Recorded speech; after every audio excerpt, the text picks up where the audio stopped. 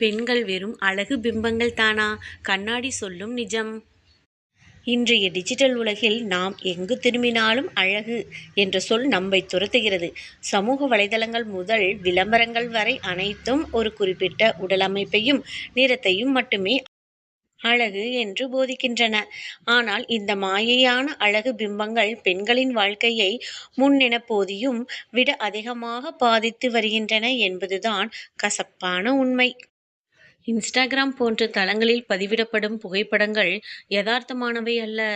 அவை பல்வேறு ஃபில்டர்கள் மற்றும் எடிட்டிங் மென்பொருள்களால் மெருகூட்டப்பட்டவை. இதை பார்க்கும் இளம் பெண்கள் தங்கள் முகத்தில் உள்ள சிறு தழும்புகளையும் இயற்கையான நிறத்தையும் கண்டு தாழ்வு மனப்பான்மை கொள்கிறார்கள். ஏன் நான் அந்த புகைப்படத்தில் இருக்கும் பெண் போல் இல்லையா என்ற கேள்வி அவர்களின் சுயமரியாதையை வேரோடு அரிக்கிறது. சமூகம் ஒரு பெண்ணின் திறமையை விட அவளது உடல் எடையையும் தோற்றத்தையும் வைத்தே மதிப்பிடத் தொடங்குகிறது.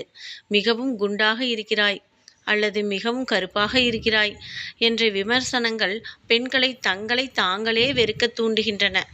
இதனால் பல பெண்கள் கடுமையான மன அழுத்தத்திற்கும் உளக் கோளாறுகளுக்கும் ஆளாகின்றார்கள்.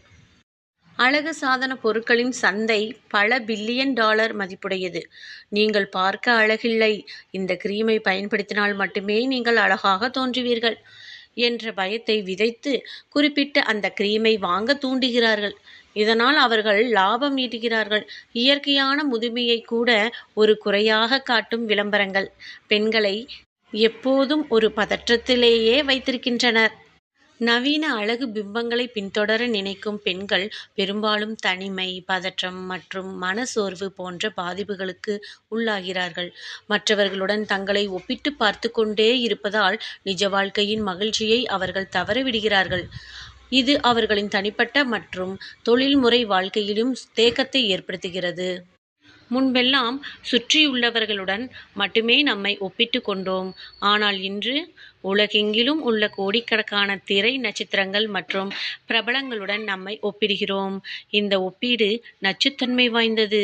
இது பெண்களை தங்களின் இயல்பான சிரிப்பையும் துள்ளலையும் இழக்கச் செய்து ஒரு இயந்திரமான முகமூடியை அணிய தூண்டுகிறது.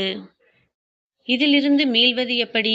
அழகு என்பது வெளிப்புற தோற்றத்தில் இல்லை, அது ஒருவரின் குணத்திலும் தன்னம்பிக்கையிலும் இருக்கிறது என்பதை உணர வேண்டும். தாழ்வாக உணர செய்யும் சமூக வலைதள பக்கங்களை தவிர்த்திடுங்கள். குறைபாடுகளுடன் கூடிய இயற்கையான உடலே அழகானது என்பதை ஏற்றுக்கொள்ளுங்கள். தோற்றத்தை விட அறிவு, திறமை மற்றும் கருணை ஆகியவற்றின் மீது கவனம் செலுத்துங்கள்.